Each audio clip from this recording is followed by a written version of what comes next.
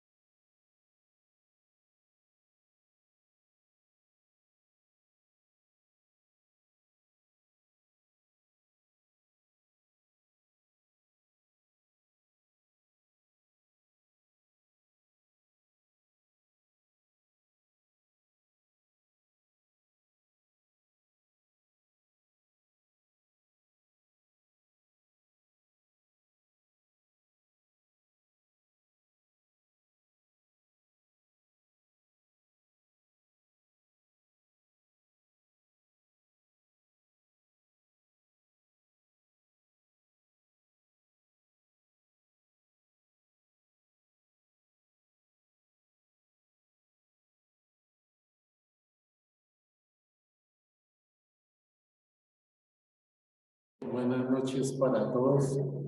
Yo creo que pues para aprovechar el tiempo, pues vamos comenzando de una vez. Recuerden que la idea es exponer, no leer. Y la otra, que cada uno tenga unos máximo 15 minutos para que no nos extendamos tanto, bueno. Entonces, ¿quién comienza? Mercedes y Daniel.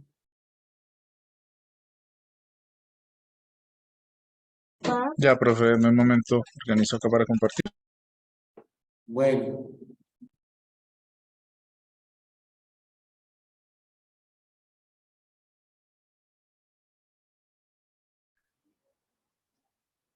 ¿Sí me escuchan? sí, señora. La Mercedes, sí, señora. noches. Buenas noches, ¿cómo están, profe, queridos compañeros? Buenas noches. Ok, entonces comenzamos de una vez. Pues nos correspondió, no, un momentico, profe.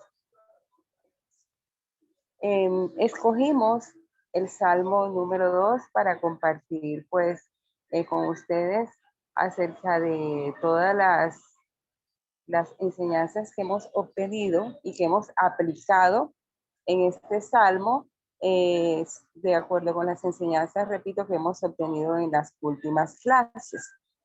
Bueno, comenzamos entonces. Es un salmo aparentemente corto, tiene solamente 12 versículos, pero realmente está extendido en toda la palabra de Dios, no solamente en el Antiguo Testamento, sino también en el Nuevo. Esa fue, como vamos a ver posteriormente, una de las motivaciones precisamente que tuvimos para escoger el Salmo 2. Algunas generalidades pueden ser las siguientes. No dice expresamente como otros salmos la inscripción Salmo de David, no lo dice de manera expresa o de los hijos de Coré o pues como normalmente como se establece en la parte inicial del salterio.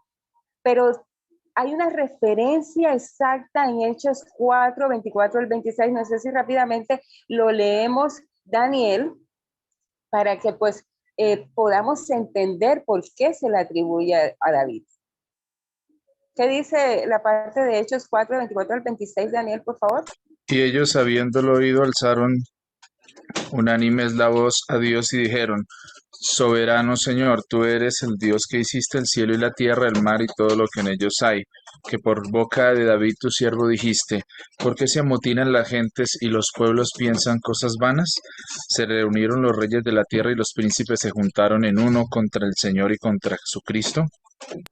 Ok, entonces vamos a poner, no sé si comparten en la pantalla, por favor, Daniel, el Salmo 2. Cuando el Salmo 2, o sea, lo colocas, por favor, para compartirlo, el Salmo 2. Cuando Hechos 4, del 24 al 26, es completamente explícito cuando dice, por boca de David tú dijiste, por boca de David tú dijiste, ¿por qué los pueblos se amotinan? Entonces vemos que Hechos dice expresamente que David fue quien expresó estas palabras, lo que dice el Salmo 2.1, ¿por qué se amotinan las gentes y los pueblos piensan cosas vanas? Vamos a seguir leyendo este salmo para que nosotros tengamos una referencia de todo lo que se va a exponer. Dice, se levantarán los reyes de la tierra y príncipes consultarán unidos contra Jehová y contra su ungido, diciendo, rompamos sus ligaduras y echemos de nosotros sus cuerdas. El que mora, baja un poquito. El que mora en los cielos se reirá, el Señor se burlará de ellos, luego hablará a ellos en su furor y los turbará con su ira. Pero yo he puesto mi rey sobre Sión, mi santo monte. Yo publicaré el decreto. Jehová me ha dicho, mi hijo eres tú, yo te engendré hoy. Pídeme y te daré por herencia las naciones y como ¿qué? Como posesión tuya. Ok. Y como posesión tuya los confines de la tierra. Los quebrantarás con vara de hierro. Como vasija de alfarero los desmenuzarás. Ahora pues, oh reyes, sed prudentes, admitid amonestación, jueces de la tierra. Servid a Jehová con temor y alegraos con temblor. Honrad al Hijo para que no se enoje y perezcáis en el camino, pues se infama de pronto su ira. Bienaventurados todos los que en él confían. ¿Okay? Entonces, ya teniendo en cuenta todas las estrofas y los párrafos a los que hace referencia nuestro salmo en estudio, proseguimos entonces. El Salmo 1 comienza, o sea, dicen los eruditos que hace parte del Salmo 2. Eso nosotros lo referenciamos, ¿por qué? Porque así inicia el Salterio. ¿Qué significa el Salterio? Toda la relación de salmos. Entonces, no solamente se debe estudiar el Salmo 2 de manera aislada, pero ¿por qué los eruditos dirán que hace parte del Salmo 1? Porque el Salmo 1 empieza con una palabra que nosotros conocemos bien, es bienaventurado. El vocablo esher, bienaventurado, es el mismo vocablo con el que termina paradójicamente el Salmo 2. El Salmo 2 dice, bienaventurados todos los que en él confían. Y el Salmo 1 dice, bienaventurado el varón. Recordemos eso. Entonces podemos ver que entre estos dos salmos, y también podemos hacer referencia a que es un contexto próximo, entre estos dos salmos hay una especie de paralelismo sin que sea el motivo de nuestro estudio. ¿Por qué? Porque no vamos a estudiar el Salmo 1 y 2, sino solamente el 2. Pero sí se referenciamos de pronto que hay un paralelismo o de pronto alguna figura concéntrica entre ellos. Seguimos, por favor. ¿Por qué escogimos entonces nosotros este salmo y por qué fue que hicimos el estudio y en la forma como lo hicimos? Normalmente nosotros cuando cumplimos años, este es un salmo que nos dedica muchísimo, ¿cierto? ¿Por qué? Porque la parte central del salmo dice, mi hijo eres tú, yo te he engendrado hoy. En tanto, no es descabellado de que a nosotros, pues nuestros pastores, nuestros padres, nuestros hermanos en la fe, muchas veces cuando cumplimos nos dicen, léete el Salmo 2:7, 2:7, que es precisamente lo que dice. ¿Pero por qué? Vamos a ver de pronto más adelante, pues si da el tiempo, porque es mucho lo que tenemos para decirles, pues está obviamente plasmado en nuestro trabajo, pero en palabras no se puede expresar, es inconmensurable. Sin embargo, es muy importante que digamos de que los eruditos muchas veces han dicho, como por ejemplo Ambrosio, que fue un obispo, lo sabemos, del siglo IV, decía que esa parte del Salmo hacía referencia al nacimiento de Jesucristo. Por lo tanto, si hace referencia al nacimiento, obviamente es un salmo de felicitaciones en el nacimiento de cada uno o en la celebración del nacimiento de cada cual. Pero también es una promesa de visión. por las naciones cuando dice, pídeme y te daré por herencia las naciones como posesión tuya, los confines o los términos de la tierra. Obviamente, enseguida da la idea de realizar la gran comisión. ¿Okay? Seguimos. Crítica de las formas. Vamos de pronto a pasar de una vez a esta parte. ¿Por qué? Porque hemos resaltado algunos temas, no todos, porque repetimos por el tiempo no da, pero vamos a resaltar algunos que son relevantes para nuestra exposición del día de hoy. El género definitivamente es de realeza. Dentro de la realeza nosotros podemos ver que algunos autores como Andy Jack establecen que es de coronación, pero esta clasificación no ha sido pasiva, Vemos que hay autores como el que hemos aprendido en clase, entre otras cosas, que es Gunkel, Hermann Gunkel, que es la persona que diseñó por allá en 1837 la crítica de las formas, no lo establece como básicamente de realeza. Hay otros autores que lo establecen que es de amenaza, incluso porque acordemos cuando lo leímos que dice, tú los desmenuzarás, es una promesa del Señor, los quebrarás, los harás como nada. El Señor se burlará de ellos, de los que se levantan en contra de Jehová y de su ungido. Entonces, por lo tanto, lo establecen como un salmo de amenaza. Pero realmente, y la opinión más generalizada entre los estudiosos, eruditos y comentaristas es que es un género de realeza, pero también mesiánico. Recordemos que hace referencia a la consagración del Hijo o del ungido como el Rey, pero también escatológico. ¿Por qué? Porque se prevé o se vislumbra el reino venidero para los judíos y el reino en Jesucristo para nosotros como el permanente y el eterno, y que denota la victoria sobre todos los enemigos. ¿Ok? Y esos son términos claramente escatológicos. Pero también nosotros podemos hablar de que este género o este salmo, y fue precisamente otra de las cosas que nos llamó muchísimo la atención para hoy compartirlo, y es ese anhelo de un pueblo, el anhelo, por ejemplo, del pueblo judío, el anhelo nacional de que Dios acelere los tiempos. ¿Por qué? Porque sabemos de que ellos todavía están esperando al Mesías y ellos quieren que Dios acelere los tiempos. Es una oración entonces litúrgica para pedir en cada sábado, en esa época, en la sinagoga, sí, actualmente en la liturgia judía, de que acelere Dios los tiempos para la venidera del Mesías. Pero también es un anhelo cristiano de nosotros de que Jesús venga por segunda vez y establezca el reino para siempre y venza de una vez y para siempre a todos los enemigos.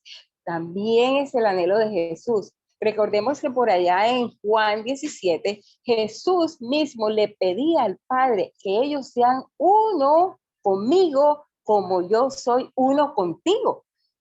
Eso definitivamente hace referencia a que Jesús anhela, si lo dijo, lo estableció, lo expresó, que anhela ser uno con nosotros, es porque anhela ser nuestro Rey. Sigamos. La fórmula de preguntas también resulta interesante. Vamos a ver. El Salmo empieza diciendo, ¿por qué se amotinan las gentes? ¿Por qué será? Pero además de esa fórmula, que es interesante, también aparece otra pregunta, otro interrogante, pero otro querer de Dios, de que el salmista refleje precisamente lo que le pide a su ungido. Dice, pídeme y te daré por herencia las naciones. Solamente se establece esta fórmula en estos tres personajes. Bueno, en Esther tenemos que hablar más que todo como una analogía del rey con respecto de Esther, pero básicamente de Dios directamente a su ungido se lo habla a Jesús en este salmo.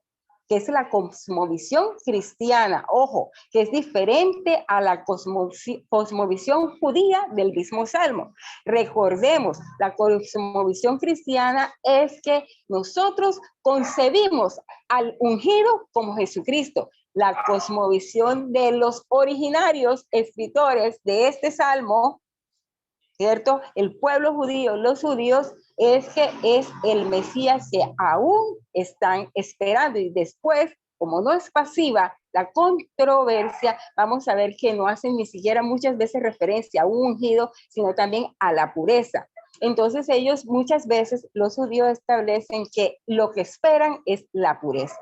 Vamos a verlo más adelante. Entonces, solamente a Jeremías, a Salomón y a Acaz, recordemos cuando Dios a través del profeta le dice, pídeme la señal que quieras. ¿Ok? Entonces, esta fórmula solamente la utiliza de manera excepcional en estos personajes. A Jeremías, recordemos la promesa de Jeremías 33:3 que dice, ¿cómo dice Daniel, por favor? Pues todos la conocemos, ¿ok? Clama a mí y yo te responderé, ¿cierto? Y te mostraré cosas ocultas, grandes y ocultas que tú no conoces. Es una fórmula muy parecida a la del Salmo 2. Pídeme y te daré por herencia a las naciones. A Salomón también le dijo, pídeme lo que quieras. Se lo dijo 2 veces, en visión de noche y también en vigilia. ¿Ok? Sigamos, por favor. Vamos a ver los contextos. Vamos a empezar por el contexto remoto. Hablamos de ese contexto remoto. Me gusta mucho este salmo y pues fue el motivo también de manera estructural o semántico por el cual lo escogimos, Daniel y yo, y es porque su contexto remoto es toda la Biblia, es toda la Biblia. Si nosotros vamos a ver que es una oración litúrgica y que la hacían en sábado en las sinagogas, podemos expresar que Jesús mismo cantó ese himno, cantó ese salmo como lo establece, por ejemplo, Lucas 4, del 18 al 20, cuando Jesús mismo dijo, hoy esta escritura se está cumpliendo frente a ustedes. El Espíritu Santo está sobre mí porque me ha ungido, ojo, me ha ungido, como lo dice el mismo Salmo 2, ¿para qué? Ya ustedes saben lo que dice el Salmo, el Isaías 61, para proclamar el año agradable del Señor, para dar libertad a los cautivos, para decirle a los presos salgan de las cárceles, ¿cierto?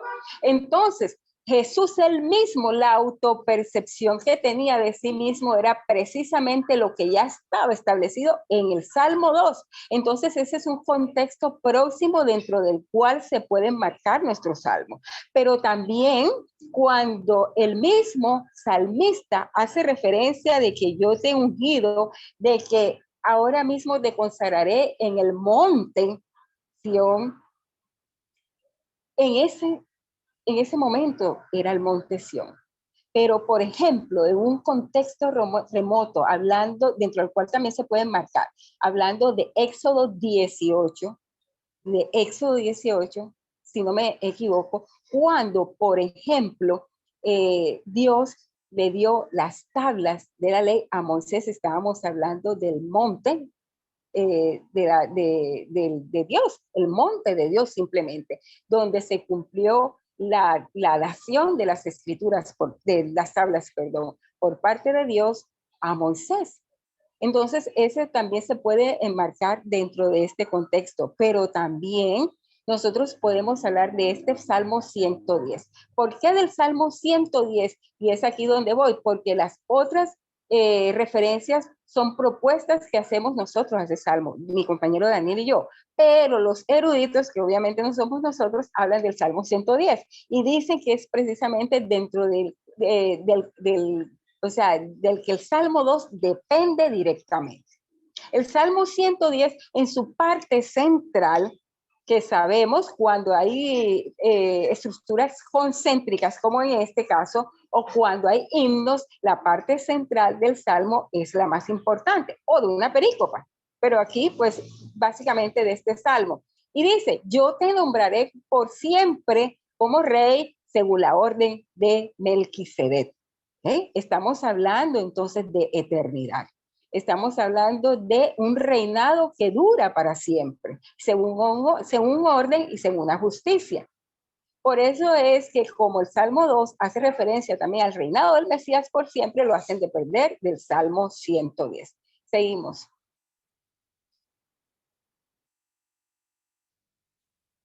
Controversias, lo que habíamos hablado. Existe una controversia en este salmo precisamente por las diferentes cosmovisiones que se enfrentan, que se confrontan. Por ejemplo, la cristiana, la judía y pues la ortodoxa, cualquier otra controversia que dependa de estas mismas religiones o de estas mismas cosmovisiones. Por ejemplo, sobre el Hijo. Cuando habla de el ungido, en el Salmo 2 habla de la palabra Mashiach. Mashiach sabemos que es Mesías para nuestra cosmovisión cristiana y Mesías es obviamente Jesucristo, ¿de acuerdo? Con nuestra cosmovisión. Sin embargo, la cosmovisión judía y según la erudición más excelsa habla de la pureza. Por ejemplo, la parte final del Salmo que dice, honrad al Hijo. La controversia está establecida básicamente en ese versículo. ¿Por qué? Porque los judíos dicen que los cristianos hicieron esta traducción de manera intencional para poder acoplar la profecía en Jesucristo, como si tuviera cumplimiento en Jesucristo.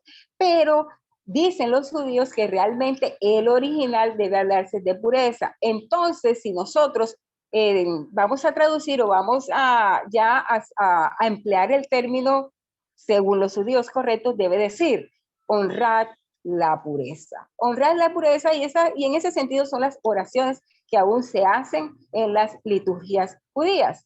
Pero también hay una controversia sobre el día en que es engendrado. Cuando el Salmo dice, mi hijo eres tú, yo te he engendrado hoy. Dice Ambrosio, el obispo al que hice referencia anteriormente, y una gran corriente, pues, que lo siguen, obviamente, en cuanto a la literatura y a la erudición, que el día en que es engendrado es el día, obviamente, del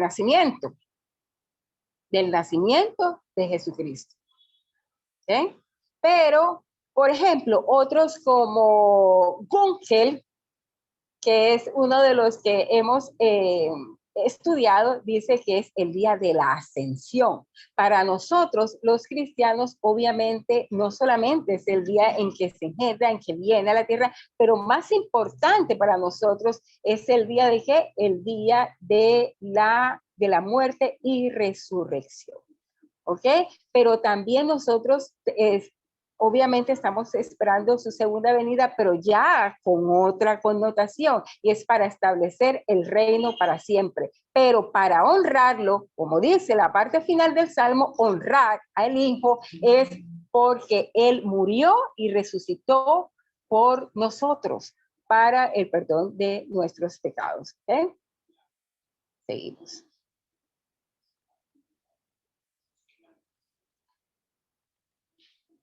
Listo, eso fue lo que... Bueno, de pronto ya vamos terminando con mi parte. Esta exposición tiene dos partes, las hemos estructurado así. Una parte teórica, por decirlo de algún modo, que está a mi cargo, y una parte práctica, y es donde de pronto vamos a hacer referencia a algunos términos también en hebreo, que está a cargo de Daniel. En ese sentido, vamos a seguir con esto que habla de las palabras medidas. Y Daniel creo que va a hacer referencia un poco a las palabras claves que tocan muchísimo con este texto. Que dice, con base en Spurgeon y otros, hay unas palabras que generan 3 pulsaciones. Y son rebelión de pueblos, nombramiento de Cristo como Rey eterno, y 3, victoria sobre todos los enemigos. Nosotros encontramos otras. Daniel y yo proponemos otro versículo en donde también pueden hablarse de 3 palabras que agrupan las pulsaciones. Porque recordemos, los salmos son himnos, son cantos. Básicamente aquí lo que nosotros queremos dar a entender es que este es un canto de rey, un canto de realeza. Se canta en las liturgias para poder exaltar las características del rey, para poder dar consuelo de que hay un reino venidero y que se establecerá para siempre, y que en el caso de nosotros como cristianos ya se ha establecido en Jesucristo. Esa es la idea. Es un canto de liturgia todavía en las sinagogas y en los centros religiosos judíos, incluso como oración de perdón. Nosotros entonces encontramos unas pulsaciones en la parte que dice, pídeme y te daré como herencia y como posesión las naciones o los términos de la tierra. Entonces es pedir, es dar y es herencia, es heredar, y son las naciones. ¿Ok? ¿Seguimos?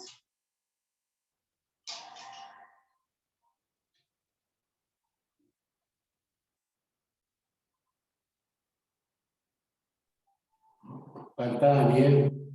Bueno, una de las cosas que encontramos cuando estábamos mirando este salmo, y que también nos pareció interesante de poder trabajar, es que, como Mercedes lo comentaba, los salmos pues vienen y manejan, digamos, ciertas rimas y fueron creados de una otra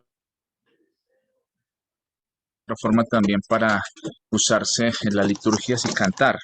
Y esto lleva a ciertos retos porque la música tiene algo, y es que dependiendo el contexto en el que se haya creado, como se ha ido transmitiendo, sirve para transmitir también diferentes conocimientos.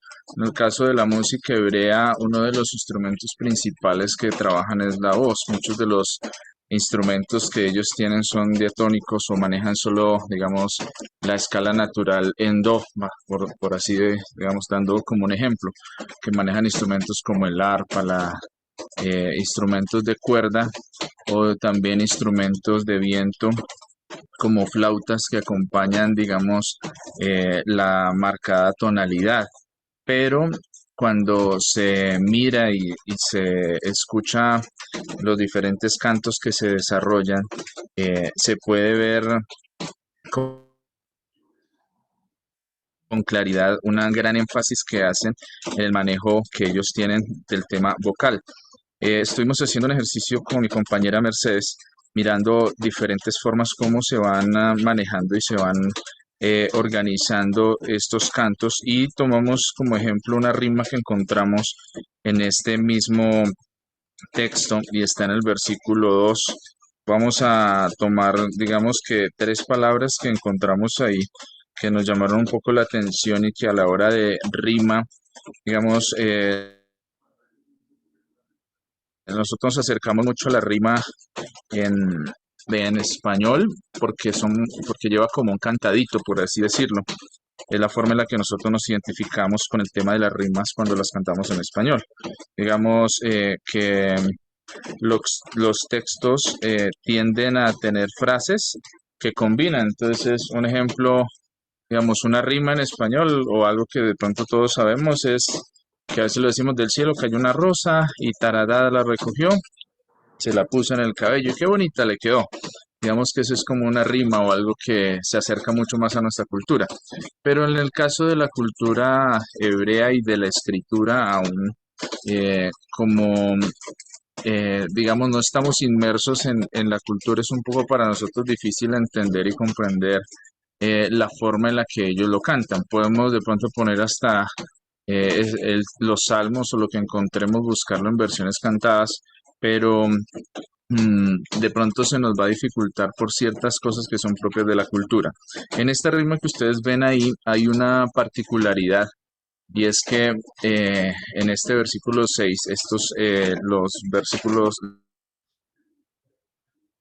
las palabras que encontramos tienen una misma palabra una misma letra que los va guiando, y es que estas tres terminan en la yod. Y entonces eso de una u otra forma a la hora de interpretarlo, de cantarlo, facilita, digamos que la interpretación. Y eso es algo muy característico, digamos, del libro de los Salmos, usar ciertas eh, palabras o digamos, como es el caso de la yod, se utiliza para cerrar las palabras y que les pueda dar como el tema de la rítmica. Aquí tenemos este que es Ani, Naxati, Malaki. Y de una u otra forma, si hiciéramos el ejercicio de cantarlo, podríamos usar, digamos, un tempo de cuatro tiempos y podríamos inclusive hacer el ejercicio. Entonces, de pronto quisiera que ustedes me acompañaran y pudiéramos hacer el ejercicio de esta manera. Diría Ani Naxati Malaki, que sería como hacer el ejercicio. Entonces, la voz es el instrumento principal que se utiliza a la hora de manejar, digamos, la lírica hebrea como tal vez muchos de nosotros ellos acceso a instrumentos tenían pues muy pocos porque no era muy, al igual que hoy en día no todos tenemos instrumentos en la casa, pero sí digamos que se utiliza un instrumento que es el que todos tenemos y es el tema de la voz. Por eso cuando inclusive uno escucha la música hebrea o lo que puede llegar aún hasta nosotros, el instrumento principal sobre el cual basan la interpretación es la voz. Y por eso, digamos que esas características encontramos en el tema de este salmo que estamos nosotros buscando. Este salmo también ha dado pie para la producción de diferentes piezas musicales. Es uno de los salmos que, dentro de lo que hemos encontrado, este salmo se ha usado en melodías como las del salmo del arzobispo Parker.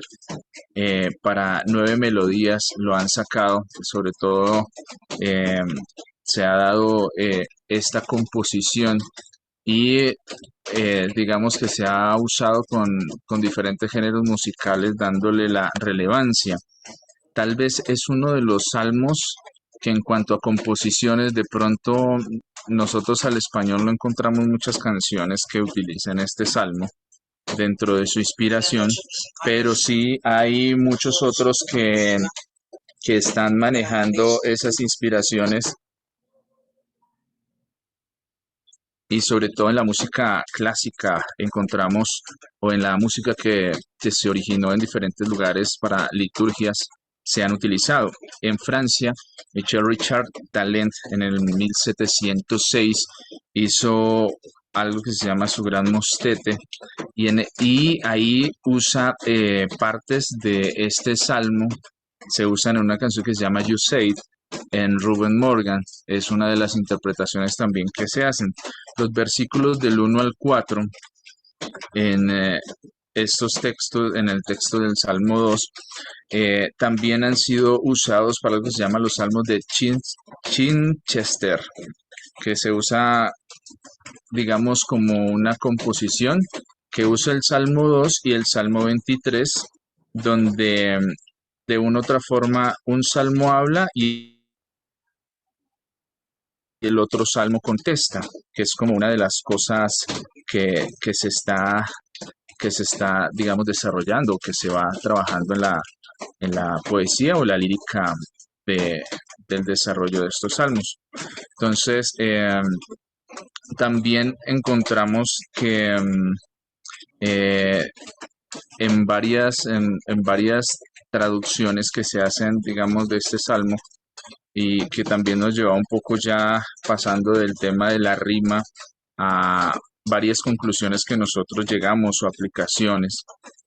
Veíamos que es un salmo que no es de, aunque se encuentra en un solo compendio, no tiene de pronto ciertas pausas o ciertas palabras que se encuentran en otros salmos, como la palabra Selah o esas diferentes palabras que nos permiten, digamos, hacer pausas y eso, pero es un salmo que para poderlo entender hay que leerlo de una forma pausada y digamos que se puede agrupar como en tres partes o se puede agrupar como que tiene tres, como si tuviera unas divisiones, una primera parte que genera de preguntas, una segunda parte que genera ya como de contestaciones y demostrar también lo que Dios hace, y una tercera parte también que nos habla a todos nosotros. Llegamos a algunas aplicaciones y estas nos llevaban a lo siguiente. En lo personal pensamos que este es un salmo que nos da esperanza sobre la labor que se desarrolla como cristianos en el sentido de extender el reino de Dios a todos aquellos que lo necesitan en los confines, en todo lugar, y también que los llevarían a los confines de la tierra.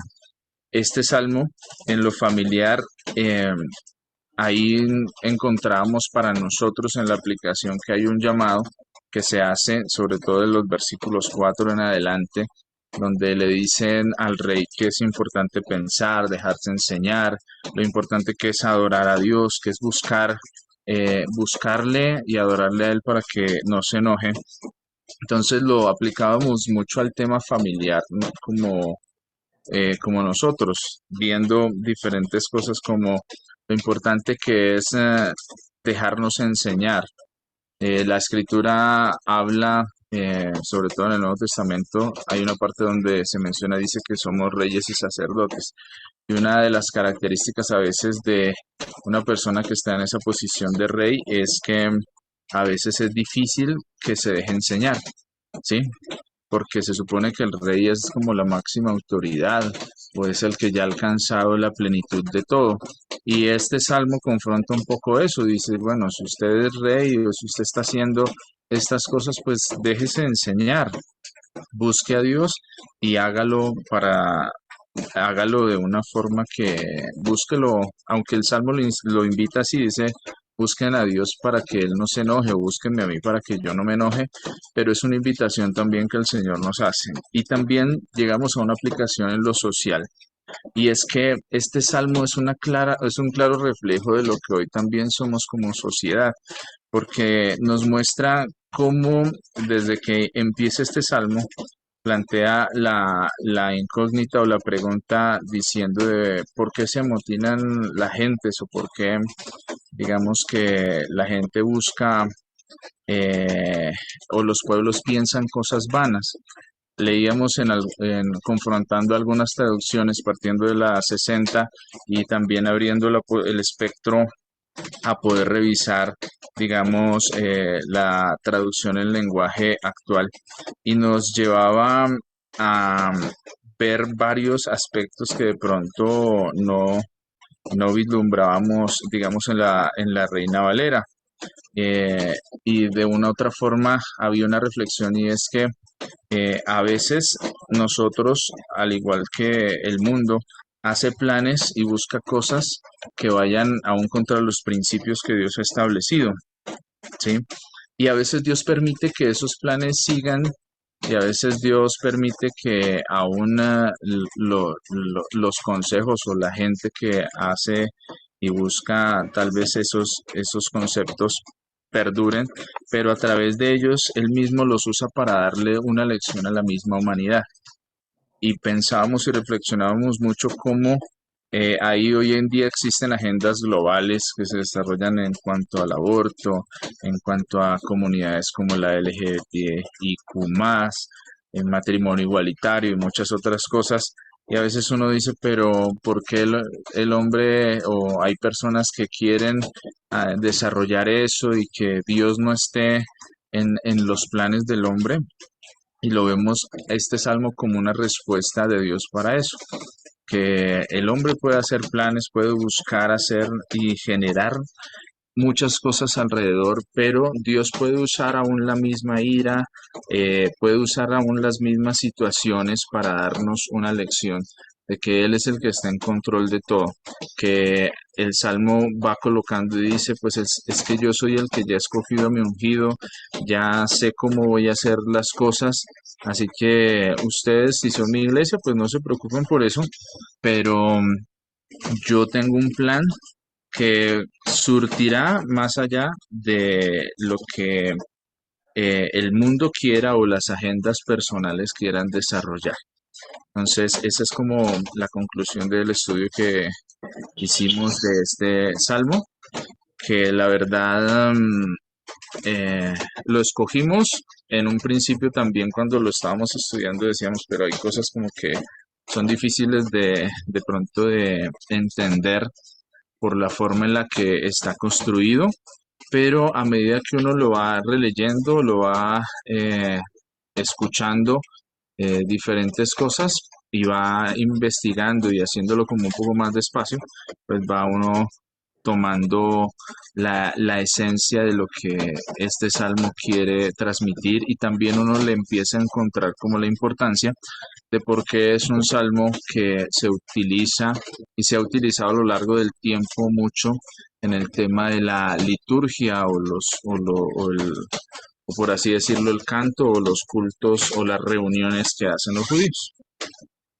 Así es, profe. Bueno, y para finalizar, queremos y precisamente eso, o sea, dar un interrogante, o sea, dejar el interrogante, cuál es la visión de cada uno, ya, independientemente de nuestra cosmovisión cristiana, hablando ya de manera objetiva, por qué considera cada uno que la visión, por ejemplo, judía, en cuanto a ese salmo es del Mesías venidero, cuál es nuestra concepción real y de acuerdo con el estudio de términos que hicimos como Mesías, que es el Mesías, que es nuestro Mesías, por ejemplo, y de ser, también hicimos ese estudio para saber entonces por qué nosotros consideramos que en ese salmo se habla de Jesucristo.